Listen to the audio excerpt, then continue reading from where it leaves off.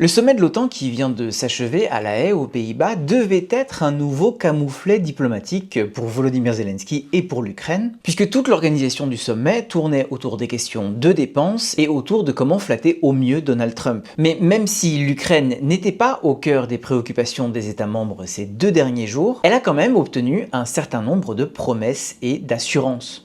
Alors faisons un petit tour. Bonjour à tous, c'est Sébastien et bienvenue dans cette nouvelle vidéo qui change un peu la tonalité de mes précédentes vidéos, puisque j'avais dit et démontré que l'Ukraine vivait une période très difficile, à la fois dans les combats le long des lignes de front, dans les bombardements de ces villes, mais aussi sur la scène diplomatique. Et tout ça, ça reste vrai, mais à La Haye, les Alliés ont quand même réitéré un soutien marqué et de long terme à l'Ukraine dans sa résistance face à l'invasion russe. Comme je l'ai dit, les priorités du sommet avaient été vidées de tout contenu ukrainien. Les discussions sur l'Ukraine ne figuraient que dans des réunions annexes. Toutes les réunions de travail étaient réservées aux seuls États membres. L'idée maîtresse du sommet, c'était de flatter Donald Trump, ou en tout cas de ne pas le froisser, tout galvanisé qu'il est après la fin de la guerre de 12 jours contre l'Iran. Et il fallait avant tout lui accorder la reconnaissance de cet objectif de dépenses dans le domaine de la sécurité de 5% du PIB, ce qui a été fait à l'issue du sommet, et ça malgré les réticences initiales de pays comme l'Espagne. Ce qu'il fallait avant tout, c'était s'assurer que les États-Unis restent un membre actif de l'Alliance Atlantique et qu'ils maintiennent la crédibilité de l'article 5 avec laquelle Donald Trump a déjà beaucoup joué, même si à la fin du sommet, il était visiblement tellement content de lui-même qu'il a assuré que les États-Unis resteront avec les Alliés jusqu'au bout. Bon, après évidemment demain il dira sans doute autre chose et toutes les flagorneries des Européens n'auront pas servi à grand chose,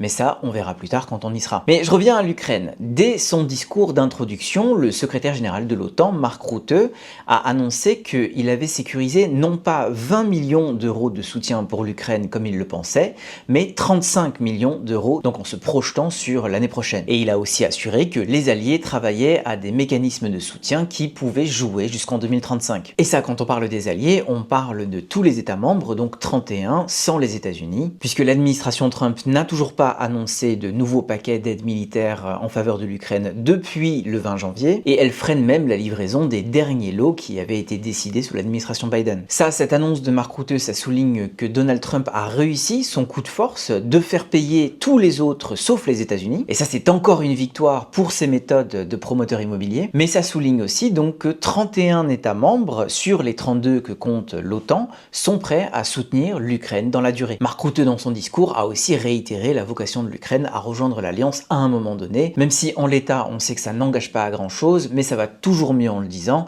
et en tout cas ça met du baume au cœur des Ukrainiens. Le plus grand moment du sommet du point de vue ukrainien, c'était la rencontre entre Volodymyr Zelensky et Donald Trump, qui était loin d'être garantie après que l'Ukrainien ait été snobé par l'Américain au G7 au Canada il y a quelques jours à peine. Et là, non seulement ils se sont rencontrés, mais en plus l'entrevue s'est bien passée de la vie générale. Volodymyr Zelensky a été tout mielleux, lui-même a beaucoup utilisé de la flatterie qui plaît tant à Donald Trump, et Donald Trump, lui, a trouvé que Volodymyr Zelensky a été plus gentil que jamais. Ce qui fait qu'à l'issue de la rencontre, le président américain a paru vraiment préoccupé par cette guerre en Ukraine, et il a même évoqué la possibilité de faire envoyer des batteries Patriot. Les Patriots, c'est un élément clé de la dépendance ukrainienne à l'assistance américaine, puisque l'essentiel des systèmes d'armement sont remplaçables et ils peuvent être compensés s'ils ne sont plus livrés par les Américains, par les Européens, les Canadiens ou encore par d'autres pays. Mais le fait reste toujours que les Américains disposent à la fois du meilleur renseignement militaire au monde, mais aussi des meilleures technologies militaires au monde, comme ils l'ont encore démontré contre l'Iran, et des systèmes d'artillerie comme les HIMARS ou les systèmes de défense antiaérienne comme les Patriots, ils ne sont pas encore remplaçables par d'autres. Donc pour Kiev, il ne s'agit pas de demander que Washington fasse contre Moscou ce qu'elle a fait contre Téhéran. Ça évidemment, ça serait le scénario idéal pour Kiev, mais Kiev n'est pas Jérusalem. Moscou dispose d'un arsenal militaire, ce dont ne disposait pas Téhéran, et Donald Trump recherche toujours l'amitié de Vladimir Poutine, au contraire de son absence de relation avec l'ayatollah Khamenei. Donc les Ukrainiens savent très bien qu'ils ne peuvent pas demander quelque chose de cette ampleur. Volodymyr Zelensky sait aussi qu'il marche sur des œufs avec Donald Trump, et donc s'il lui faut continuer à insister sur au moins une demande, c'est bien sur la livraison de missiles Patriot. Puisque les Patriots, c'est le meilleur système de défense antiaérienne au monde qui est à même d'arrêter les missiles balistiques. Et ça, on le voit dans les frappes de ces derniers jours, l'Ukraine en a cruellement besoin. Le bilan des frappes d'hier 24 juin à Dnipro, il s'élève maintenant à 19 morts et plus de 300 sans blessés. Les Ukrainiens maintenant ont bien compris qu'ils ne pouvaient plus solliciter l'assistance des États-Unis de la même manière qu'auparavant, et donc quand ils demandent des batteries patriotes et des munitions, ce n'est plus sous la forme de donation ou sous la forme de prêt, mais bien de transactions commerciales. Et d'ailleurs, une demande d'achat de patriotes a déjà été formulée il y a plusieurs semaines, mais pour l'instant, elle est restée lettre morte. Et aujourd'hui, à La Haye, Donald Trump a évoqué la possibilité de faire envoyer des patriotes vers l'Ukraine,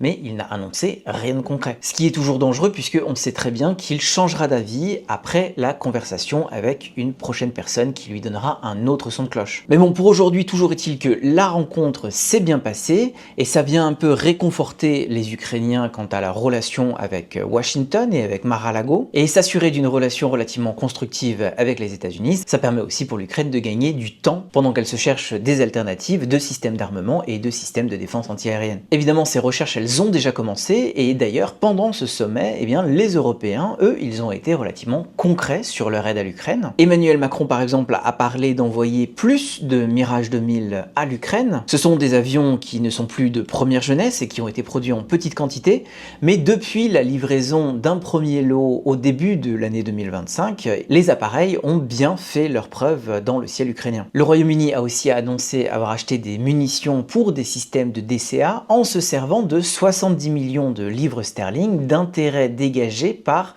les actifs russes qui ont été gelés. Et c'est la première fois que le Royaume-Uni utilise cette source de revenus, et ça montre que la question de l'utilisation des actifs gelés, elle bouge petit à petit. Les Pays-Bas ont aussi annoncé investir 500 millions d'euros dans la construction de drones pour l'Ukraine. On a aussi l'Allemagne, le Danemark, la Norvège, la Lituanie, qui ont annoncé des investissements communs dans le secteur de la défense ukrainien, notamment dans le cadre d'un nouveau programme qui s'appelle Build with Ukraine, construit avec l'Ukraine, et qui consiste à investir des fonds d'origine européenne pour construire en Ukraine, avec en échange la possibilité d'exporter des technologies ukrainiennes vers ces pays, pour évidemment partager les innovations technologiques de ces dernières années, mais aussi pour assurer des débouchés commerciaux qui permettront de financer les productions futures. Ces investissements européens, ils s'inscrivent dans la montée en puissance des budgets de défense de la plupart des pays du continent, l'Allemagne en tête, l'Allemagne qui visiblement a l'ambition de redevenir la première puissance militaire du continent européen. En parallèle de ces programmes au niveau national, on compte aussi le plan européen ReArm, d'un montant d'environ 800 milliards de dollars, qui offre aussi des possibilités de financement qui n'existaient pas il y a encore quelques mois. Tous ces programmes évidemment se conjuguent avec l'effort qui a été décidé au sein de l'OTAN, et ce qui fait que les lignes sont vraiment floues au niveau européen, puisque on ne sait pas exactement qui va payer pourquoi, quel programme va être comptabilisé dans quel objectif, national, européen ou OTAN. On ne sait pas d'ailleurs non plus si les ambitions financières sont effectivement réalisables, et on a aussi un peu de mal à cerner la finalité de ces gros investissements financiers,